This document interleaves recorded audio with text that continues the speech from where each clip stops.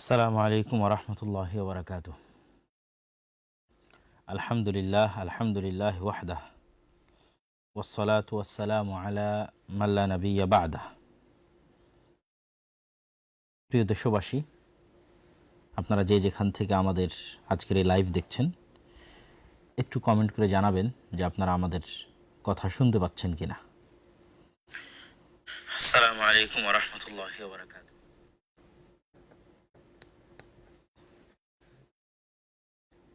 আপনারা সকলে অবগত আছেন যে আমরা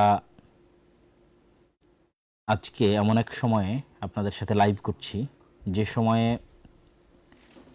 সমগ্র দেশের মানুষের মানসিক অবস্থার মধ্যে দিয়ে পলিটিক্যাল ঝড়, রাজনৈতিক যে স্টর্ম ঝড়, সেটি চলমান আছে।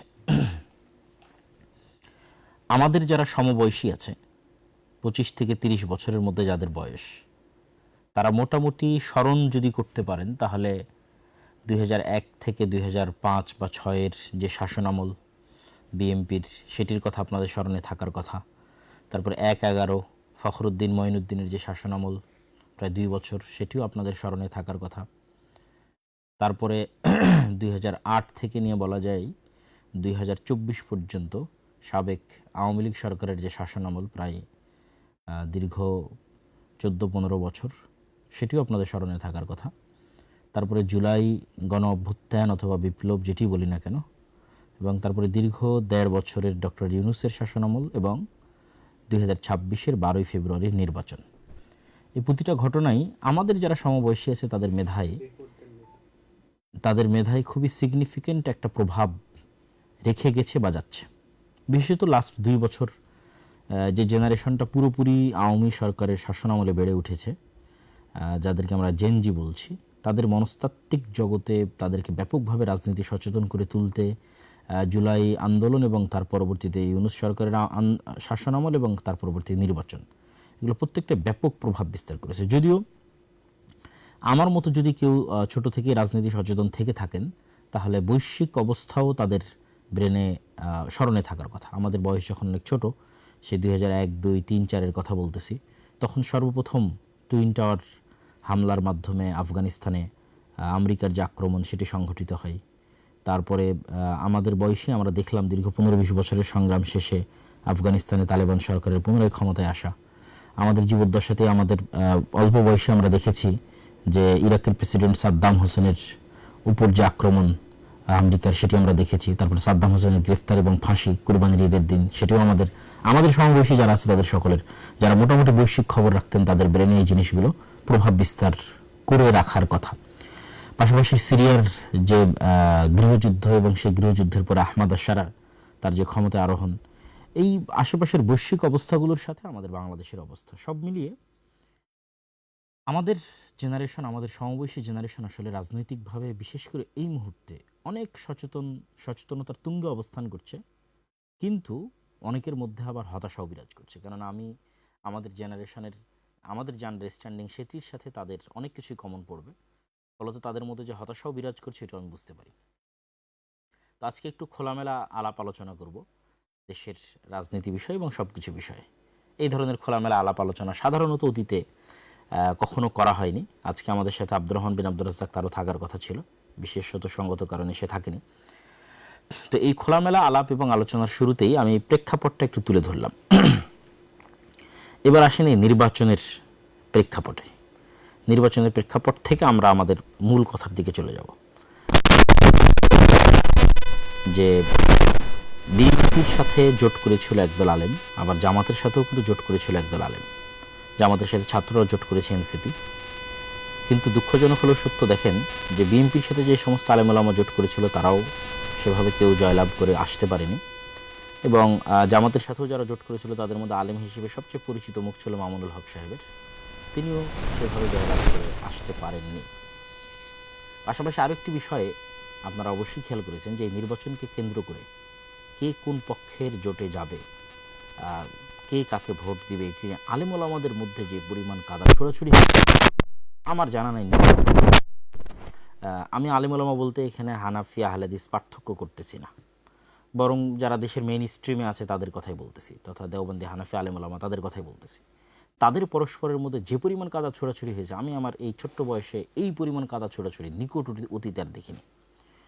বরং ভালো একটা একতাই দীর্ঘদিন থেকে দেখে এসেছি। শুধু তাই নয়, সবচেয়ে হাস্যকর যে বিষয়টি হয়েছে এবং লজ্জাস্কর হয়েছে আলেম ওলামার জন্য, যে ব্রাহ্মণবাড়ির একটা আসনে 3 জন আলেম ওলামা, একজন বিএনপির প্রতিনিধিত্ব করছেন বিএনপি জোটের, একজন জামাত এনসিপি জোটের, একজন চরমনায়ের ইসলামী আন্দোলন জোটের, 3 আলেম ওলামাকে পরাজিত করে একজন নারী প্রার্থী তিনি বিজয় লাভ করেছেন।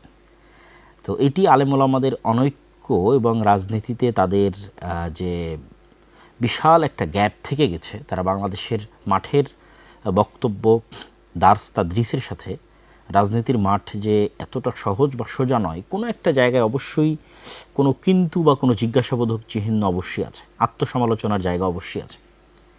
যেখানে শুরুর থেকে সকল ইসলামী দল একত্রিত হয়ে তারা বলল যে অন বক্সে তারা ভোট নেবে, সেখানে শেষ মুহূর্তে এসে সেটিও কিন্তু ভেঙে গেল। আবার দেওবন্দি আলেম ওলামার এক দল শুরুর থেকেই বলে আসতেছিলেন যে জামাত ইসলামকে ভোট দেওয়া হারাম বা তারা কাদিয়ানীদের চেয়েতেও খারাপ। তো এই যে এই নির্বাচনকে সামনে রেখে পরিমাণ কাদা ছোড়াছুড়ি হয়েছে মেইন স্ট্রিমের আলেম ওলামাদের মধ্যে, আমি নিকট অতীতে এরকম কাদা ছোড়াছুড়ি দেখিনি। এটি চরম একটি তিক্ত অভিজ্ঞতা হয়ে থাকবে এদেশের ইতিহাসে। প্রশ্ন হচ্ছে এখানে আসলে আমি সবাইকে সম্বোধন করে বলতে চাই, যারা জামাত ইসলাম করেন তাদেরকে আহ্বান জানাবো যে আপনারা আমার এই ভিডিওটা দেখবেন, ছাত্র শিবিরের ভাইদের আহ্বান জানাবো আপনারা দেখবেন, যারা ইসলামী আন্দোলন চরমনায় করেন তাদেরকেও জানাবো আপনারা দেখবেন, যারা অন্য আর যত ধরনের ইসলামী দল করেন তারাও দেখবেন, পাশাপাশি যারা বিএনপি করছেন তাদেরকেও উদাত্ত আহ্বান জানাবো যে আপনারাও, এবং এনসিপির ভাইরাও আপনারাও আমার এই ভিডিওটা যদি সম্ভব হয় দেখবেন। আমি সকলের কল্যাণকামী হয়ে দেশের একজন নাগরিক হয়ে কোনো প্রকার পক্ষপাত ছাড়াই আমি 2 ধরনের আলোচনাই করব। আজকে এই গণতান্ত্রিক নির্বাচনের যে ফলাফল সেটির উপর সংক্ষিপ্ত কিছু বিশ্লেষণ, এবং যারা গণতন্ত্রের রাজনীতি করতে চান তাদের জন্য কিছু পরামর্শ আমার জায়গা থেকে।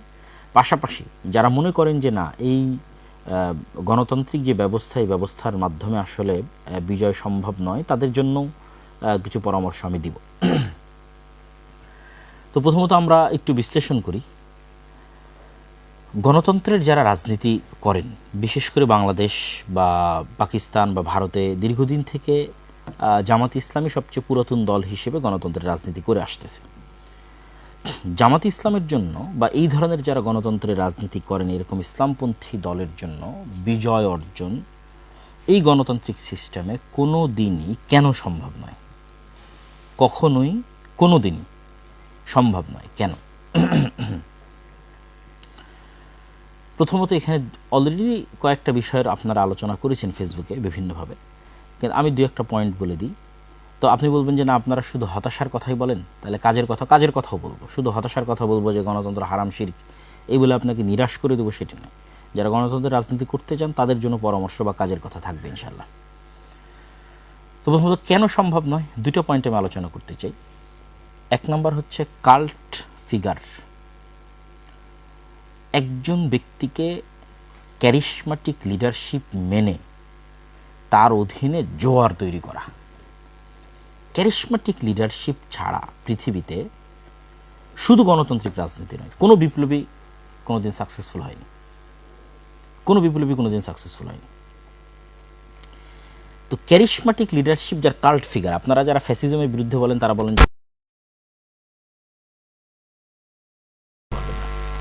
তাহলে আওয়ামী লীগের জন্য কাল্ট ফিগার শেখ মুজিবুর রহমান। তাকে অবিসংবাদিত নেতা বানিয়ে, তাকে মর্যাদার সর্বোচ্চ পর্যায়ে পৌঁছিয়ে, তার আদর্শে আদর্শিত হওয়ার প্রেরণা জাগরিত করে তার নামে রাজনীতি করা, একটা নির্দিষ্ট কাল্ট ফিগারের তৈরি করে তার অধীনে রাজনীতি করা। যারা বিএনপি রাজনীতি করে তাদের জন্য কাল্ট ফিগার শুধু একটা নয়, 2টা। প্রেসিডেন্ট জিয়াউর রহমান, মরহুম প্রেসিডেন্ট, এবং বেগম খালেদা জিয়া। আমরা আল্লাহ সুবহানাহু ওয়া তাআলার নিকটে দোয়া করি আমাদের অতীতে চলে যাওয়া যারা রাজনীতিবিদ ছিলেন তাদের সকলের কোনো অকল্যাণ থাকলে আল্লাহ সেটি ক্ষমা করুক এবং তাদেরকে জান্নাতবাসী করুক। তাদের বিষয়ে আমরা কল্যাণের ধারণা রাখি। তো তাদের 2টা কাল্ট ফিগার, ফলত এই 2টাকে তাকদিস করার মাধ্যমে তারা তাদের রাজনীতি পরিচালনা করে। এই জায়গায় অন্য ইসলামী দলের তো সমস্যা আছে, জামাত ইসলামের সবচেয়ে বড় সমস্যা হচ্ছে জামাত ইসলামের যে কাঠামো, এই কাঠামোতে কখনোই কাল্ট ফিগার তৈরি হওয়া সম্ভব নয়। কেন? এখানে ক্যাডার ভিত্তিক যোগ্যতার ভিত্তিতে এখানে রাজনীতি হয়। কারো কেউ খুব ভালো এই জন্য তার ছেলে রাজনীতিতে আসবে, এরকম কোনো ব্যবস্থাপনা এখানে নাই। এটা একটা ভালো দিক, কিন্তু কাল্ট ফিগার তৈরি না হলে গণতান্ত্রিক রাজনীতিতে আপনি সাকসেসফুল হতে পারবেন না। যেমন এখন এনসিপির যারা রাজনীতি করতেছে তাদের মধ্যেও কিন্তু একজন লিডার তৈরি হয়ে ওঠেনি যে সেই একজনের অধীনে সারা দেশের মানুষ। আপনি যে কোনো বিপ্লব খানের দিকে দেখেন অথবা ইরানের আয়াতুল্লাহ আল খামেনির দিকে দেখেন, যেখানেই দেখেন সেখানে একজনকে সবচেয়ে মহান এবং বড় করে তুলে ধরা হয় এবং তার পিছনে মানুষ একত্রিত হয়। এই জুলাইয়ের যে আপনিটিকে আপনারা গণ অভ্যুত্থান বলতেছেন, এটি বিপ্লবে পরিণত না হওয়ার সবচেয়ে বড় আরেকটি কারণ হচ্ছে এই জুলাই একক কোনো নেতা ছিল না। যদি একক নেতা থাকতো এবং একক আদর্শে অভ্যুত্থান না হয়ে বিপ্লবে পরিণত হয়ে যেত, এবং আজকে কিন্তু আপনাকে আবার নির্বাচন দেওয়া লাগতো না। যেমন আহমদ আশ-শারা কি নির্বাচন দিচ্ছে, আর অন্তর্বর্তীকালীন সরকারই 5 বছর 6 বছর দেশ পরিচালনা করতেছে। কেন এখানে একক নেতৃত্বের অধীনে সবাই একত্রিত হয়েছে এবং তার প্রতি আস্থা রেখে, ঠিক আছে, তার অধীনে তার আদর্শে আদর্শিত হয়ে একদল কর্মী বাহিনী তৈরি হয়েছে। তাহলে যারা ইসলামের নামে রাজনীতি করতেছেন তাদের তো কোনো কাল্ট ফিগার নাই, আবার তারা শত মত আর দলে বিভক্ত, কত ফতোয়া তার হিসাব নাই। এর কাছে ও বিভ্রান্ত, ওর কাছে ও ভ্রান্ত, ওর কাছে ও বেদাতি, ওর কাছে ও শিরক। এগুলোর মধ্যে অবশ্যই কিছু সত্যতা কিছু থাকবেই, থাকবে না তা নয়, কিন্তু আমি সরাসরি আজকের আলোচনা কিন্তু আমি সরাসরি আপনাদের যে একজন ইসলামিক স্কলার সেই হিসেবে কিন্তু আলোচনা করতেছি না। আজকে বিশ্লেষণ করছি জাস্ট একজন গণতন্ত্রের রাজনীতির একজন কোর দেশের নাগরিক হিসেবে একটা বিশ্লেষণ করতেছি। দ্বিতীয় যেটি বড় বাধা যারা ইসলামের নামে রাজনীতি করছেন, তো ইসলামের নামে রাজনীতি করার প্রথম বাধা কি বললাম, যে আপনাদের কোনো কাল্ট ফিগার তৈরি হওয়া সম্ভব নয়, ঠিক আছে। জামাত ইসলামের নিজের ফ্রেমের কারণে সম্ভব নয়।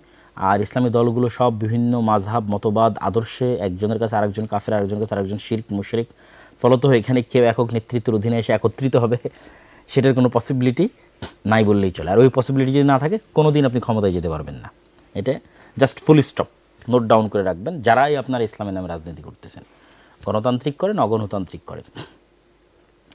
2 নাম্বার ডিপ স্টেট, যেটা আপনারা খুব ভালোভাবে এই 2026-এর ইলেকশনের পরে দেখলেন যে কারচুপি এবং ইঞ্জিনিয়ারিংয়ের মধ্যে যে ডিফারেন্স, যে পার্থক্যটা, যে কারচুপি মানে দিনের বেলা গিয়ে ভোট কেন্দ্র দখল করা, ঠিক আছে, ভোট কেন্দ্র দখল করে জাল ব্যালট বাক্স ভরা, এটা হয়নি। কিন্তু ইঞ্জিনিয়ারিং, ফলাফল ঘোষণা, ইঞ্জিনিয়ারিং।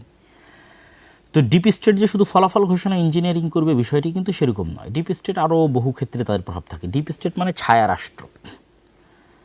ছায়া রাষ্ট্র যদি আপনি আরও ভালোভাবে বুঝতে চান তাহলে বুঝতে পারবেন যে ডক্টর ইউনূস কেন সাকসেসফুলি কাজ করতে পারেনি, কেন বাংলাদেশের যে ডিপ স্টেট এইটা তাকে সাকসেসফুলি কাজ করতে দেয়নি। প্রতিটা রাষ্ট্রের ডিপ স্টেট থাকে, আমেরিকারও ডিপ স্টেট আছে। তো ওই ডিপ স্টেটের সক্ষতা শুধু জনসমর্থন দিয়ে হয় না।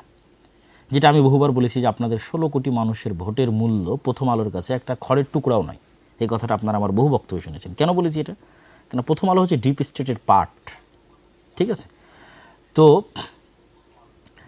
এই জিনিসটা আপনাকে বুঝতে হবে যে ডিপ স্টেট মানে আপনারা সব 16 কোটি মানুষ ভোট দিয়ে দিলেন আর ডিপ স্টেট পরিবর্তন হয়ে গেল, এটা কিন্তু না।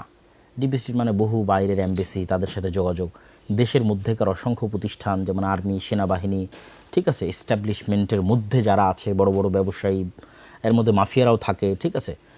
এক কথা স্থায়ীভাবে যারা দেশের স্টেক হোল্ডার, বড় বড় শক্তিশালী প্রতিষ্ঠান, মিডিয়া হতে পারে, তো তাদের যতক্ষণ আপনি আস্থা অর্জন না করতে পারবেন বহির্বিশ্বের সেনাবাহিনীর, দেশের অভ্যন্তরের শক্তিশালী প্রতিষ্ঠানের, ততক্ষণ 16 কোটি মানুষ ভোট দিলেও আপনি ক্ষমতায় আসতে পারবেন না।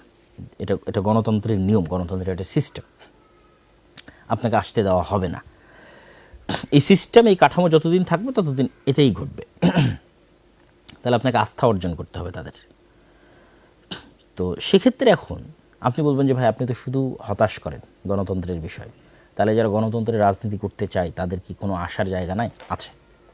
যারা গণতন্ত্রের রাজনীতি করতে যান তাদের জন্য আজকে আমি নিরেট একদম খালেস অন্তরে একটা পরামর্শ দিই, গণতন্ত্রের রাজনীতি করেন। ইসলামের নামে গণতন্ত্রের রাজনীতি করলে কোনো দিন সাকসেসফুল হতে পারবেন না। ইসলামকে শুধু দাওয়ার জায়গায় রাখেন, শুধু দাওয়াতের জায়গায় রাখেন, এবার রাজনীতি করেন। আপনি বলবেন তাহলে তো আপনি ইসলামকে রাজনীতি থেকে দূরে করে দেন। দূরে করতেছি না, আপনি তো মুসলমান। যারা বিএনপির জয়লাভ করলো তাদের মধ্যে কয়জন হিন্দু আছে? আপনি খুঁজে দেখেন, দেখি কয়জন হিন্দু আছে। জামাতের তো একজন হিন্দু ছিল, তাহলে বিএনপির যতজন বিজয় লাভ করলো তাদের 99% মুসলমান। শুধু কি মুসলমান, আমি এমনকে চিনি যারা 5 ওয়াক্ত সালাত আদায়কারী, 5 ওয়াক্ত সালাত জামাতের সাথে আদায় করে, অন্য মানে গণতন্ত্র বাদে অন্য আর সকল বিষয়ে সর্বোচ্চ বিশুদ্ধ আকীদা লালন করে। ঠিক আছে, এরকম অসংখ্য জনকে আমি চিনি যারা এই নির্বাচনে যারা জয়লাভ করে এসেছে বিএনপি থেকে।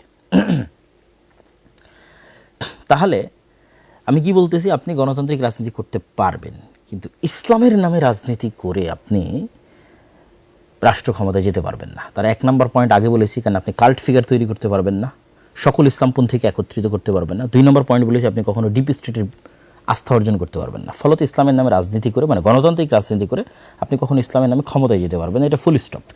তাহলে আপনি তো মুসলমান, আপনি রাজনীতি করতে পারেন, আপনি জাস্ট ইসলামের আদর্শকে নিজের মধ্যে ধারণ করার চেষ্টা করবেন। এই গণতান্ত্রিক সিস্টেমের মধ্যে থেকে যতটুকু রাষ্ট্রের উপকার করা যায়, যতটুকু ন্যায় এবং ইনসাফ প্রতিষ্ঠা করা যায়, ততটুকু প্রতিষ্ঠা করার জন্য চেষ্টা করবেন, সেই রাজনীতি আপনি করবেন।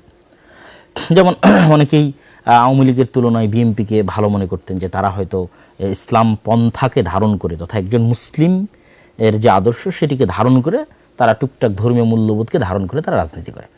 যে রাজনীতি আপনারা এরদোগানের দেখতেছেন, যেই রাজনীতি আপনারা ইমরান খানের দেখতেছেন, যেই রাজনীতি আপনারা মালয়েশিয়াতে দেখতেছেন, এগুলো পূর্ণাঙ্গ ইসলামী রাজনীতি নয়। তো এগুলোকে আপনি একটাকেও পূর্ণাঙ্গ ইসলামী রাজনীতি বলতে পারবেন না। এগুলো কি রাজনীতি? এগুলো হচ্ছে ইসলামী ভাবধারায় উজ্জীবিত হয়ে একদল মুসলমানের রাজনীতি। যে মুসলমান পূর্ণাঙ্গ মুমিন নয়, সে ফাসেক মুমিন হতে পারে, ঠিক আছে, তার অন্য কোনো ত্রুটি থাকতে পারে, কিন্তু সে সরাসরি ইসলাম বিরোধী বিদ্বেষী কোনো আইন হোক এটা সে চায় না। আপনাকে আরও ক্লিয়ার করি, মুসলিম লীগের রাজনীতি কী ছিল? মুসলিম লীগ আলেম ওলামাদের দল ছিল নাকি? মুসলিম লীগের মিস্টার জিন্নার বিরুদ্ধে যে পরিমাণ আলেম ওলামা ফতোয়া দিয়েছে ওই সময় 46-47 সময়, যে পরিমাণ আলেম ওলামা ফতোয়া দিয়েছে, এই এখনও সে পরিমাণ আলেম ওলামা এই যারা ইসলামপন্থী নামে রাজনীতি করে তাদের নামে ফতোয়া দেয়নি। আপনি খুলে দেখেন, মুসলিম লীগের সব জেনারেল পড়ুয়া সাধারণ মুসলমান ছেলেপেলে ছিল।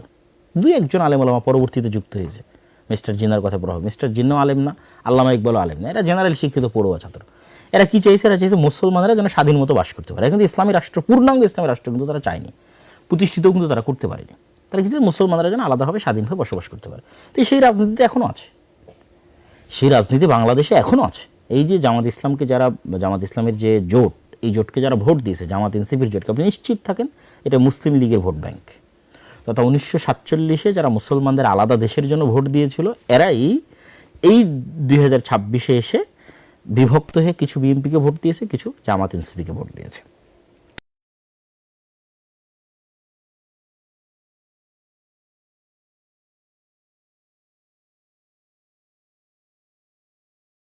ইসলামের পারবেন না, আপনাকে কিসের রাজনীতি করতে হবে? মুসলমানদের রাজনীতি করতে হবে। যে একজন মুসলমান, সে ইসলামের বিরুদ্ধে বিদ্বেষী কোনো কথাবার্তা বলবে না, সেই সিস্টেমকে, গণতন্ত্রের এই কুফরি সিস্টেমকে মেনে নিয়েই এর মধ্যে টুকটাক ভালো মানুষকে নিয়ে আসার জন্য চেষ্টা করবে, সেই রাজনীতি করবে। তা বলবেন তাহলে এই রাজনীতি কারা করবে? দেখেন, আমি যে তত্ত্বের কথা বলতেছি, এই তত্ত্ব যে সঠিক তত্ত্ব তার প্রমাণ ভারতই আছে। ভারতের আরএসএস, শিবসেনা, বাজরাং দল, ঠিক আছে, এরা কিন্তু নিজেরা যেহেতু কট্টর উগ্র হিন্দুত্ববাদী বিশ্বাসী, ফলত তারা জানে যে কট্টর উগ্র হিন্দুত্ববাদ দিয়ে মানুষের ভোট নিয়ে তারা বিজয় অর্জন করে ক্ষমতা আসতে পারবে না। তখন আরএসএস, শিবসেনা, বাজরাং তারা কী করেছে? তারা তাদের মডারেট হিন্দুদের দিয়ে আরেকটা নতুন রাজনৈতিক দল তৈরি করেছে, তার নাম বিজেপি। বিজেপি একটা রাজনৈতিক দল, এইটা সরাসরি উগ্র হিন্দুত্ববাদ তার মেইন মতাদর্শের মধ্যে আছে লিখিতভাবে, এরকম নয়, বরং তারা আরএসএস কর্তৃক নিয়ন্ত্রিত হয়। আরএসএস কট্টর উগ্রবাদ, তারা বাজরং দল, শিবসেনা কর্তৃক নিয়ন্ত্রিত, তারা কট্টর উগ্রবাদ। কিন্তু বিজেপি তারা সাধারণ হিন্দু, খুব যে হিন্দু ধর্মকে খুব ভালোভাবে মেনে চলে, খুব আল্লাহ মানে তাদের হিন্দু ধর্মের দিক থেকে খুব হিন্দু ধর্ম মেনে চলে, এরকম কিন্তু সতী সাধু এরকম কিন্তু নয়, ঠিক আছে। তো সেক্ষেত্রে এই যে জামাত ইসলাম সহ আর যারা ইসলামের নামে রাজনীতি করতেছে, সেটা ইসলামী আন্দোলন বাংলাদেশের চরমনাই হোক, সেইটা জমিয়তে কি যেন ওলামা ইসলাম একটা আছে, আরও অনেক ইসলামের নামে যারা রাজনীতি করতেছে বাংলাদেশে, তাদের সকলের উচিত হবে তারা এরকম সাধারণ জেনারেল শিক্ষিত মুসলমান সন্তানদের দিয়ে একটা রাজনৈতিক দল তৈরি করবে। যেই কাজটা বিএনপি তাদেরকে অতীতে করে দিত, তারা যদি মনে করে যে এখন বিএনপি ছাড়াও তাদের এরকম একটা রাজনৈতিক দলের দরকার আছে, তাহলে এরকম একটা তারা সাধারণ মুসলমানদের এরকম একটা রাজনৈতিক দল তৈরি করবে, যেমন এনসিপি হতে পারে সেই রাজনৈতিক দল, যারা সরাসরি ইসলামী রাষ্ট্র প্রতিষ্ঠার রাজনীতি করবে না, কিন্তু এই দেশের মুসলমানদের স্বাভাবিক মুসলমানদের যে অধিকার রক্ষার কথা সেটা বলবে, যেমন ওসমান হাদি করতো, যেমন আমাদের জুলাইয়ের যে ছেলেমেয়েরা তারা করতেছে। এই ধরনের ছেলে মেয়েদেরকে যদি আপনি এগিয়ে দেন, তাহলে এরা হচ্ছে একটা কাল্ট ফিগারও তৈরি করতে পারবে। কেননা যেহেতু সে সরাসরি ইসলামী নয়, ফলত এখানে ফতোয়া ফারাইজ আসবে না, মাসলাক আসবে না, মতবাদ আসবে না, আদর্শ আসবে না, শিরক বেদাত আসবে না, মানে এইগুলো নিয়ে মুসলমানদের ইসলামী দলগুলোর মধ্যে যে গণ্ডগোল সেগুলো আসবে না। তাহলে কাল্ট ফিগার একটা তৈরি করতে পারবে। 2 নম্বর, যেহেতু তারা সরাসরি ইসলামী নয়, মডারেট সাধারণ মুসলমান, সেহেতু তারা ডিপ স্টেটের আস্থা অর্জন করতে পারবে। ডিপ স্টেট যেগুলো নিয়ে অ্যালার্জেটিক, সেগুলোর বিষয়ে তারা টুকটাক ম্যানেজও করতে পারবে। ম্যানেজ করার মাধ্যমে তারা দেখা যাচ্ছে ক্ষমতায় যাবে। এবং আপনারা যে মন্দের ভালোটা চাচ্ছেন, যে মন্দের ভালো নিয়ে আপনারা গত 1 মাস যাবৎ ফেসবুক একদম তোলপাড় করে ফেলেছেন, সেই মন্দের ভালোর একমাত্র সমাধান এইটা। সেক্ষেত্রে যত ইসলামের নামে গণতান্ত্রিক রাজনীতি দল আছে, এদের সবকে তাদের রাজনীতি অফ করে দিয়ে দাওয়াতি কাজ করতে হবে। তারা দাওয়াতি ফিল্ড তৈরি করবে, সন্তান তৈরি করবে, প্রজন্ম তৈরি করবে। আর ওই মুসলমানের সন্তানরা স্বাভাবিক, যতদিন অন্তত গণতান্ত্রিক সিস্টেম আছে ততদিন সেই গণতান্ত্রিক সিস্টেমে তারা রাজনীতি করবে। এটি গেল যারা গণতন্ত্রের মধ্যে দিয়ে ইসলামের রাজনীতি করতে চান তাদের জন্য পরামর্শ। যদি আপনাদের ভালো লাগে আপনারা পরামর্শ গ্রহণ করতে পারেন, আর না হলে আমি যেভাবে ফুল স্টপ দিয়েছি এটা আসলেই ফুল স্টপ। দেখেন, এই নির্বাচনেও জামাত ইসলাম কিন্তু চেষ্টা করেছে তার ইসলামী রাজনীতির খোলস থেকে বের হয়ে আসার। এটা ছাড়া তার কোনো উপায় ছিল না। মন্দিরে গেছে, তারপরে কত রকমের বক্তব্য, মূর্তি পূজার সাথে রোজার তুলনা, মানে একটা সেকুলার দলের মধ্যে যা যা অনুষঙ্গ থাকে তার সব কিছুই কিন্তু জামাত ইসলাম তার নিজের মধ্যে নিয়ে আসার জন্য কী করেছে, চেষ্টা করেছে। তাহলে কেন চেষ্টা করতেছে? সেটা অবশ্যই ডিপ স্টেটের আস্থা অর্জন করার জন্য, অবশ্যই সাধারণ জেনারেলি শিক্ষিত মুসলমানদের আস্থা অর্জন করার জন্য। তাহলে আর ইসলামী দল রাখার কী দরকার? এই কথাটাই আমি বলতেছি, যে এই কাজগুলো যখন আপনি ইসলামের নামে করবেন তখন সেখানে ইসলামও কলুষিত হয়। দেখেন, আমি এবারের নির্বাচনের পূর্বে 2024 যে নির্বাচন এবং 2026 নির্বাচন হলো, এই 2 নির্বাচনে আমি দেশে ছিলাম। ইতিপূর্বে আর কোনো নির্বাচনে দেশে থাকার সুযোগ হয়নি। 2008 যেটা তত্ত্বাবধায়ক সরকার আমলে যে নির্বাচন হয়েছিল তখন দেশে ছিলাম, তখন একটু কম বুঝতাম। তো এবারে এই 2 নির্বাচনে আমি বিভিন্ন নির্বাচনের যে তথ্য কেন্দ্র, বুথ, এগুলোতে আমি ঘোরার চেষ্টা করেছি।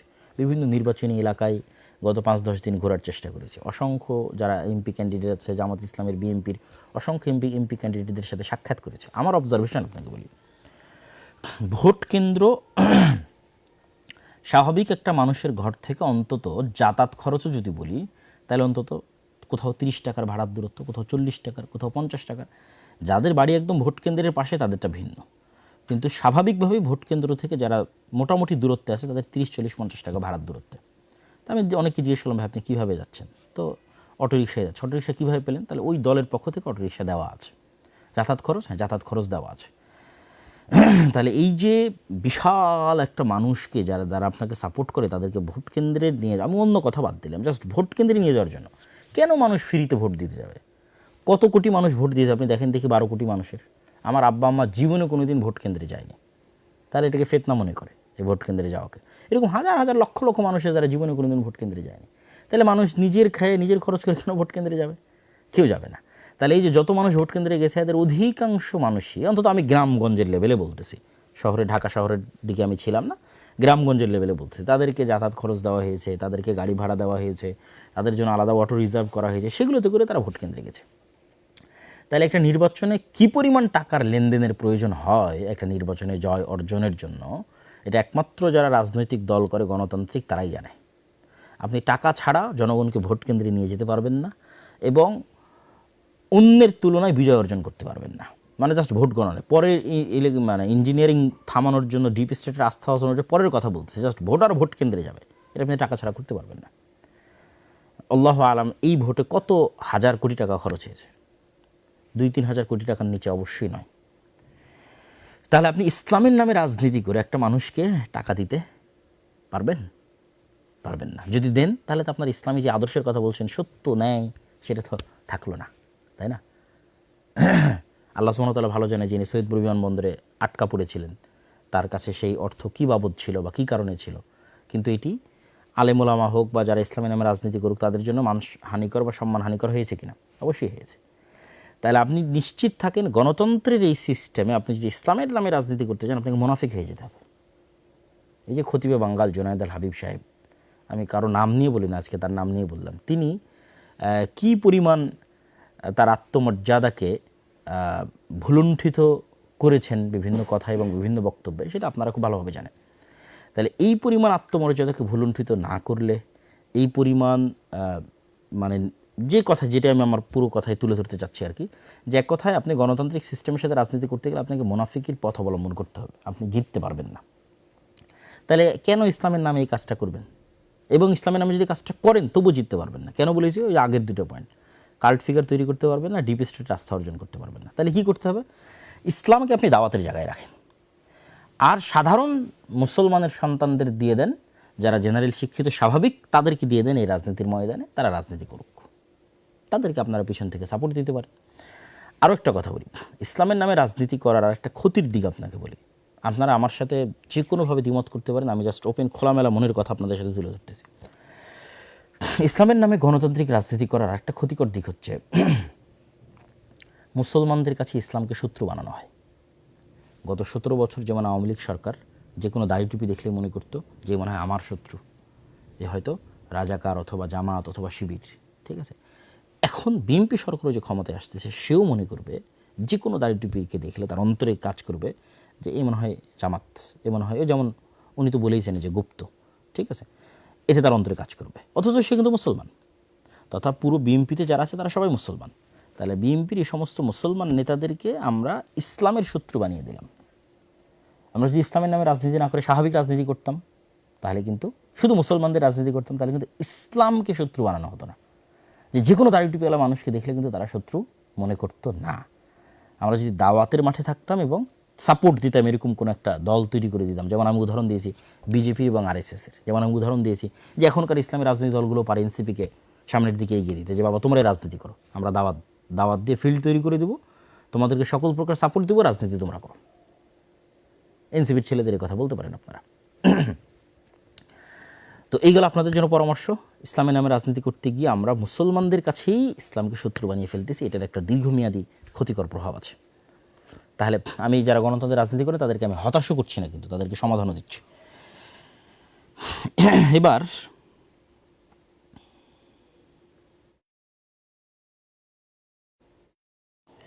যারা গণতন্ত্রের এই রাজনীতিকে পছন্দ করেন না, যেমন তার মধ্যে আমিও একজন, আমিও আমার বহু বক্তব্যে এই গণতান্ত্রিক সিস্টেমের কথা বহুবার তুলে ধরেছি, যেটির মধ্যে দিয়ে ইসলাম প্রতিষ্ঠা করা সম্ভব নয়। আজকে তো আরও বিস্তারিত ব্যাখ্যাসহ আপনাদের কাছে তুলে ধরলাম, এত খোলামেলা আলোচনা আমি অতীতে কখনো করিনি।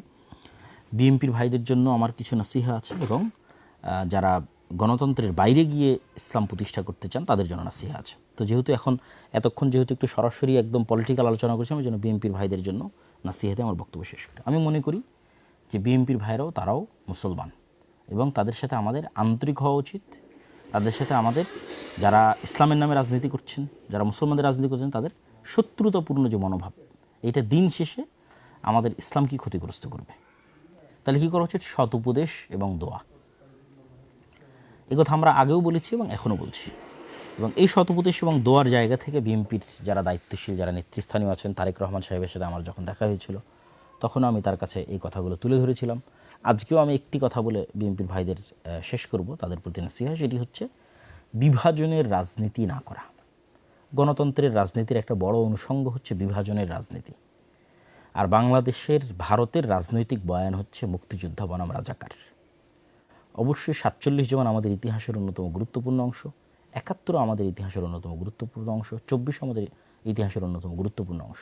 কিন্তু এটিকে বেস বানিয়ে কারোর সাথে চিরন্তনভাবে শত্রুতা তৈরি করে রাখা, দেশেরই নাগরিকদের একটা অংশকে বৈষম্যের শিকার করা, এটা দেশকে ধ্বংস করে দেয়। তো অন্তত অতীতের সরকার যে ভুলগুলো করেছে, আপনারা সেই ভুলগুলো যদি না করেন, আপনারা যদি দেশের মধ্যে বিভাজনের রাজনীতি তৈরি না করেন, উদারতা দেখান, আশা করি যে আল্লাহ সুবহানাহু ওয়া তাআলা আপনাদের শাসনে কল্যাণ দিতে পারে।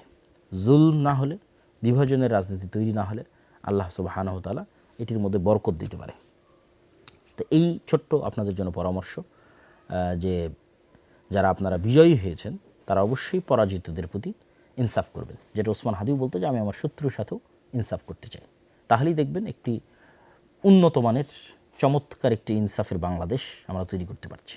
এই আশা আমরা আপনাদের কাছে রাখি, এবং আমাদের এই কল্যাণকামিতাও থাকবে। আলহামদুলিল্লাহ, আমরা ব্যক্তিগতভাবে আমরা কখনো না কোনো রাজনৈতিক দলের পক্ষে অবস্থান নিয়েছি, না কোনো রাজনৈতিক দলের বিপক্ষে অবস্থান নিয়েছি। আমরা সবসময় যেটা কোরআন এবং হাদিসের আলোকে সত্য এবং সঠিক মনে হয়েছে আমাদের কাছে, সেটি নাসিহা হিসেবে, তত্ত্ব হিসেবে, উপদেশ হিসেবে দেশ ও জাতির কাছে তুলে ধরেছি। এবং আমরা আমাদের জায়গায় কোরআন এবং হাদিস অনুযায়ী যেটি খেদমত করার প্রয়োজন মনে করেছি, আল্লাহ সুবহানাহু ওয়া তাআলার সন্তুষ্টির জন্য সেই খেদমত করছি এবং করে যাচ্ছি। এবার সর্বশেষ পয়েন্ট, যারা গণতন্ত্রের বাইরে গিয়ে ইসলামের বিজয় দেখতে চান, আপনাদের কাজ কি? আপনাদের সবচেয়ে বড় কাজ, এটা আমি আমার বহু বক্তব্যে বলেছি এবং আজকেও বলছি, আমার এই কথা কখনো চেঞ্জ হবে না, যে ইমান বিল গায়েবে ইয়াকিন, পরকালে চরম লেভেলের আস্থা এবং বিশ্বাস, ন্যায়পরায়ণতার চর্চা ছোটোবেলা থেকেই, একদম ঘর থেকেই, সমাজ এবং পরিবার থেকেই ন্যায়পরায়ণতার চর্চা তৈরি করা এবং শুরু করা। এবং 3 নাম্বার, শক্তিশালী প্রতিষ্ঠান। যেমন এই যে নির্বাচনের সময় দেখলেন যে যারা জামাত এনসিপি জোটে ছিল, তাদের কি হাহাকার, যে তাদের কোনো পত্রিকা নাই, তাদের কোনো নিউজ চ্যানেল নাই, তাদের কোনো নিউজ পেপার নাই, ঠিক আছে, জাস্ট ফেসবুকে কয়েকটা হাতে গোনা পেজ। তাহলে শক্তিশালী প্রতিষ্ঠানের কিন্তু অভাব আছে। তো ওসমান হাদি বলতো যে জীবন দেওয়া অনেক সহজ, কিন্তু বাস্তবে কোনো কিছু করা এটা কঠিন। আমাদের করার লোক লাগবে, জ্ঞান অর্জনের লোক লাগবে, প্রজন্ম তৈরি করার লোক লাগবে। আর যারা গণতন্ত্রের বাইরে গিয়ে ইসলাম প্রতিষ্ঠা করতে চান, তাদের জন্য আমার কথা হচ্ছে, কোনো কিছুর পরিপূর্ণ ধ্বংস ছাড়া কোনো কিছুর পরিপূর্ণ উত্থান হয় না। আমি বিল্ডিংটা রেখে দিয়ে এখানে আর একটা নতুন বিল্ডিং, যেটা এর সাথে যায় না, নতুন ভিন্ন ডিজাইন কেমনে বানাবো বলেন? আমি এই বিল্ডিংয়ের ডিজাইন রেখে এখানে প্লাস্টার করতে পারি। এখানে যদি সম্পূর্ণ ভিন্ন ডিজাইনের একটা বিল্ডিং বানাতে চাই, তাহলে আগের ডিজাইনটা ভেঙে ফেলতে হবে, কিছু করার নাই। তাহলে গণতন্ত্রের পূর্ণাঙ্গ পতন ছাড়া, আপনারা যারা পূর্ণাঙ্গ ইসলাম চান, আপনাদের এটা সম্ভব নয়। এই জন্য আমি বলেছি যে 36শে জুলাই গণতন্ত্রের পতন ঠেকানো হয়েছে। এটা আমাদের কাছে মনে হয়েছে শেখ হাসিনার পতন। জি না, শেখ হাসিনার পতন না, শেখ হাসিনাকে সরিয়ে ফেলার মাধ্যমে গণতন্ত্রের পতন ঠেকানো হয়েছে। কেন, তখন যদি শেখ হাসিনা থাকতো এবং আর্মি যদি অস্ত্র উঠাতো, তাহলে ওই দিন গণতন্ত্র ডেড বডি হয়ে যেত, অলরেডি আইসিইউতে ছিল, পরিপূর্ণরূপে মারা যেত। বাংলাদেশে একটা গৃহযুদ্ধ তৈরি হতো। সেই গৃহযুদ্ধের পরে আপনি দেখতেন যে এখানে পূর্ণাঙ্গ ইসলাম প্রতিষ্ঠা হয়েছে। তো পূর্ণাঙ্গ পতন ছাড়া পূর্ণাঙ্গ উত্থান হয়। তখন তা আপনি বলবেন যে তাহলে কি আমরা নিজে থেকে পূর্ণাঙ্গ পতন করব? জি না। ইসলামে সবসময় মানুষের যান, জীবন এবং মালের নিরাপত্তা সর্বাগ্রে। এটির উপরে ইসলামে কিছুই নাই। মানুষের জীবনের চাইতে আর কিছু নাই উপরে। তাহলে মানুষের যান, জীবন এবং মালের নিরাপত্তার জন্য আপনাকে আপনার যে কাজটা, আপনার জায়গার যে কাজটা, সেটা করে যেতে হবে। আপনার জায়গার কাজ কি? ইমান বিল গায়বে ইয়াকিন তৈরি করা, পরকালে আস্থা তৈরি করা, ন্যায়পরায়ণতার চর্চা একদম ঘর থেকে শুরু করা, বোনকে সম্পত্তি ঠিকভাবে দিচ্ছেন কিনা, আশেপাশে কেউ অন্যায় করলে প্রতিবাদ করা। আমরা তো প্রতিবাদ করি না, আমরা আল আমরু বিল মারুফ ওয়ান নাহি আনিল মুনকার করি না। আল আমরু বিল মারুফ ওয়ান নাহি আনিল মুনকারের চর্চা বাড়ানো, একদম গ্রামগঞ্জ লেভেল থেকে আল আমরু বিল মারুফ ওয়ান নাহি আনিল মুনকারের চর্চা বাড়ানো এবং শক্তিশালী প্রতিষ্ঠান তৈরি করা। আর অপেক্ষায় থাকা যে কবে এই গণতন্ত্রের কাঠামোর পতন ঘটবে। আমি আমার বহু বক্তব্যে বলেছি, যেহেতু গণতন্ত্র পূর্ণাঙ্গ ন্যায় বিচার দিতে পারবে না, সেহেতু গণতন্ত্রের একদিন পতন হবে। এটা আপনাকে পতন করতে হবে না, এটা বাই ডিফল্ট, বাই নেচার পতন হবে। কেননা সে ইনসাফ দিতে পারবে না, তার কাঠামোর মধ্যে নাই যে সে ইনসাফ দেবে। ফলত যেহেতু সে ইনসাফ দিবে না, মাজলুম তো জুলুমের বিরুদ্ধে আওয়াজ উঠাবেই। তখন এইরকম 36শে জুলাই এমনি আবার 15-20 বছর পর আপনি দেখবেন যে আবার হচ্ছে 36শে জুলাই। 30 বছর পর আপনি আবার দেখবেন, যদি হায়াতে বেঁচে থাকেন, যেরকম 36শে জুলাই হচ্ছে। কেন, এই কাঠামো আপনাকে ন্যায় বিচার দিতে পারবে না। এই কাঠামো ন্যায় বিচার না দিতে পারলে জুলুম হবে। জুলুম হলে কী হলে মানুষ জুলুমের বিরুদ্ধে আওয়াজ উঠাবে। জুলুমের বিরুদ্ধে আওয়াজ উঠালে আবার কী হবে? আবার এরকম 36শে জুলাই হবে। কিন্তু এই রকম পরবর্তী 36শে জুলাই যেন আপনার একটা কাল্ট ফিগার থাকে, একক নেতা থাকে, যার অধীনে সবাই কর্মী হিসেবে, যার অধীনে তারা একত্রিত। তাহলে তখন কি হবে? তখন আপনি পূর্ণাঙ্গ বিপ্লব প্রতিষ্ঠা করে ফেলতে পারবেন, আদারওয়াইজ পারবেন না। তাহলে সেক্ষেত্রে আমি কী বললাম, যে গণতন্ত্রের যে পূর্ণাঙ্গ পতন, এটা আল্লাহর পক্ষ থেকেই হবে, এমনিই হবে। কীভাবে হবে? এটা আল্লাহ সুবহানাহু ওয়া তাআলা ভালো জানেন। যেমন ধরেন আমেরিকার যে বিশাল সাম্রাজ্য, আল্লাহ সুবহানাহু ওয়া তাআলা বলেছেন যে আল্লাহ সুবহানাহু ওয়া তাআলা যদি একদল মানুষকে তার একদল মানুষের পতন না করাতেন, ওয়ালাউ দাফাল্লাহু নাসা বা'দাহুম বিবা'দ, তাহলে পৃথিবীতে জুলুমের কারণে মানুষ অস্থির হতো। আজকেও যদি ফেরাউন জীবিত থাকতো, কী হতো বলেন তো? আপনি বলেন যে 5000 বছর হয়ে গেছে, ফেরাউন এখনও জীবিত আছে, তাহলে আজকে আমাদের অবস্থা কী হতো? এটা আল্লাহ করেননি। ফেরাউনকে আল্লাহ ধ্বংস করে দিয়েছেন মানুষকে বাঁচানোর জন্য। তো এইরকম সুপার পাওয়ার আজকে আমেরিকা আছে, তার আগে সুপার পাওয়ার রাশিয়া ছিল, তার আগে আর কেউ ছিল, ইংল্যান্ড সুপার পাওয়ার ছিল, ইংল্যান্ড চলে গেছে, রাশিয়া চলে গেছে, আমেরিকা চলে গেছে, আমেরিকাও যাবে একদিন। তাহলে এরকম সুপার পাওয়ারের পতন হবে। যখন দেখবেন যে আমেরিকার সুপার পাওয়ারের পতন হচ্ছে, কীভাবে হবে? এটা আল্লাহ সুবহানাহু ওয়া তাআলা জানে। কে জানতো রাশিয়া ইউক্রেন যুদ্ধ এত দীর্ঘায়িত হবে? কে জানতো? কেউ জানতো না। এই রাশিয়া ইউক্রেন যুদ্ধ এত দীর্ঘায়িত হওয়ার কারণে যে সিরিয়াতে আহমদ আশ-শারা বিজয়ী হয়েছে। এই রাশিয়া ইউক্রেনের এত যুদ্ধ দীর্ঘায়িত হওয়ার কারণেই তো আফগানিস্তানে তালেবানরা ক্ষমতায় আসতে পেরেছে। যদি এই রাশিয়া ইউক্রেন যুদ্ধ না হতো এরা জীবনও পারতো না, বুঝলেন? এগুলো আল্লাহর পক্ষ থেকে হয়। তো এরকম কোনো এক ছোট্ট অজুহাতে দেখবেন এই যে অ্যাপস্টেইন ফাইল, যেটা আমি তো বলি যে এটা আমেরিকার অধপতনের শুরু। আল্লাহ বড় বড় পরাজয়গুলো দেন ছোট্ট ছোট্ট জিনিস দিয়ে, অতি ছোট্ট, আপনি বুঝবেন না যে কোন ক্ষুদ্র জিনিস থেকে পরাজয় শুরু। আমেরিকার অধপতন মানেই তো গণতন্ত্রের অধপতন ভাই। আজকে আমেরিকার পতন হবে, কালকে সব জায়গাতে গণতন্ত্র গায়েব হয়ে যাবে, এটাই নিয়ম। যে যে আদর্শের ধারক ও বাহক তার পতনের সাথে সাথে সে আদর্শ গায়েব হয়ে যায়। তাহলে আপনাকে কী করতে হবে? আপনাকে প্রস্তুতি নিতে হবে, ওই দিন আসার অপেক্ষায় থাকতে হবে। আপনার প্রস্তুতি হবে ইমান বিল গায়েব ইয়াকিন, আপনার প্রস্তুতি হবে পরকালে আস্থা, আপনার প্রস্তুতি হবে ন্যায়পরায়ণতার চর্চা। কেন? ন্যায়পরায়ণতার চর্চার মাধ্যমে নেতা তৈরি হয়, আদারওয়াইজ নেতা তৈরি হয় না। ন্যায়পরায়ণতার চর্চা যদি আমি না করি, ধরেন আমি যদি না করি আমিও নেতা না, এটা হলো সিম্পল কথা। যে তার মানে আমি বলতেছি মানে যে আমি নেতা তা না, কিন্তু আমি যদি ন্যায়পরায়ণতার চর্চা না করি আমিও নেতা না। যে ন্যায়পরায়ণতার চর্চা করবে সেই নেতা হবে। বহু ছোট্ট কুড়ে ঘর থেকে এসে নেতা হয়ে যেতে পারে, কোনো গ্যারেন্টি নেই কে কোথায় থেকে এসে কীভাবে নেতা হবে। ন্যায়ের চর্চা করতে গিয়েই নেতা তৈরি হবে, অন্যায়ের প্রতিবাদ করতে গিয়েই নেতা তৈরি হবে। এটি স্বাভাবিক এবং সিম্পল রুলস নেতা তৈরি হওয়ার। তাই ইমান বিল গায়বে ইয়াকিন, পরকালে আস্থা, ন্যায়পরায়ণতার চর্চা, শক্তিশালী প্রতিষ্ঠান। আর অপেক্ষা কবে এই গণতন্ত্রের পূর্ণাঙ্গ পতন হয়। যেদিন গণতন্ত্রের পূর্ণাঙ্গ পতন হবে সেদিন যদি আপনি প্রস্তুত থাকেন, যেমন 36শে জুলাই আপনি প্রস্তুত ছিলেন না, যদি আপনার প্রস্তুত থাকেন পূর্ণাঙ্গ ইসলাম প্রতিষ্ঠা হয়ে যাবে। আর যদি প্রস্তুত না থাকেন তাহলে তো এটার জন্য আপনি নিজেই দায়ী। তাহলে ইমিডিয়েট রেজাল্টের আশা বাদ দিতে হবে, ইমিডিয়েট উত্তেজনা বাদ দিতে হবে, বিশাল দীর্ঘমেয়াদী 30 বছরের প্ল্যান করে প্রস্তুতি নিতে হবে। তো আশা করি আমি নির্বাচন পরবর্তী যে পর্যালোচনা ছিল সেই পর্যালোচনায় আমি সকলের জন্য আজকে নাসিহা দিয়েছি, একদম শতভাগ আমার হৃদয়কে পরিষ্কার করে, কারো প্রতি চুল পরিমাণ পক্ষপাতিত্ব না রেখে। আলহামদুলিল্লাহ, আল্লাহর কসম, কারো প্রতি চুল পরিমাণ পক্ষপাতিত্ব নাই। যারা আমাদের সম্পর্কে জানেন এবং বুঝেন তারাও খুব ভালোভাবে জানেন। তো আমি সম্পূর্ণ শতভাগ ন্যায় এবং ইনসাফের সাথে জামাত ইসলাম, ইসলামী আন্দোলন চরমনায়, যারা ইসলামের নামে গণতন্ত্রের রাজনীতি করে তারা, এনসিপি ছাত্ররা, তারপরে বিএনপি এবং সর্বোপরি যারা গণতন্ত্রের বাইরে গিয়ে ইসলামের বিজয় চান, তাদের সকলের জন্য তাত্ত্বিক বলেন, বাস্তব বলেন, সকল ধরনের পরামর্শ আপনাদের জন্য দিয়েছি। আল্লাহ সুবহানাহু ওয়া তাআলা আমাদের দেশকে শান্তি শৃঙ্খলায় পরিপূর্ণ করে দিক, আমাদের এই জাতিকে আল্লাহ সুবহানাহু ওয়া তাআলা রক্ষা করুক। এই দেশের মানুষ বহু রক্ত দিয়েছে, বহু রক্ত। সেই মোগলদের পূর্বের আমল থেকে এখানে স্বাধীন সুলতানি শাসন আমলের জন্য লড়াই হতো। বাঙালিরা স্বাধীনতা প্রিয় জাতি, তারা বিদ্রোহী জাতি। শাসন করতে পারুক আর না পারুক, নিজেদের শাসন ধরে রাখতে পারুক আর না পারুক, আরেকজনকে উল্টায় ফেলতে খুব পারে। মানে বিদ্রোহী হিসেবে তারা খুব বিখ্যাত। ওই দিল্লির সুলতানরাও তাদের কোনোদিন কন্ট্রোলে রাখতে পারতো না। এই যে 12 ভূঁইয়া, এরা কিন্তু বিদ্রোহী, ঠিক আছে? মোগলের বিরুদ্ধে এরা যুদ্ধ করেছে। তো বাঙালিদের একটা ভালো গুণ আছে, আল্লাহ সুবহানাহু ওয়া তাআলা আশা করি যে বাংলাদেশ এবং বাংলাদেশের এই মাটি যেখানে হাজার হাজার শহীদের রক্ত আছে, এটিকে আল্লাহ সুবহানাহু ওয়া তাআলা কখনোই মুশরিকদের পদানত করবেন না, অধীনস্থ করবেন না। এটি আল্লাহর কাছে চাওয়া এবং দোয়া। আমাদের পরবর্তী প্রজন্ম যেন মুশরিকদের গোলাম না হয়, এটি আল্লাহ সুবহানাহু ওয়া তাআলার কাছে কামনা। সেই ব্যবস্থা যেন আল্লাহ সুবহানাহু ওয়া তাআলা করে দেন, সেই ব্যবস্থা করার তৌফিক যেন আল্লাহ সুবহানাহু ওয়া তাআলা আমাদের দান করেন। আল্লাহুম্মা আমিন। ওয়া আখিরু দাওয়ানা আনিল হামদুলিল্লাহি রাব্বিল আলামিন। আসসালামু আলাইকুম ওয়া রাহমাতুল্লাহি ওয়া বারাকাতুহু।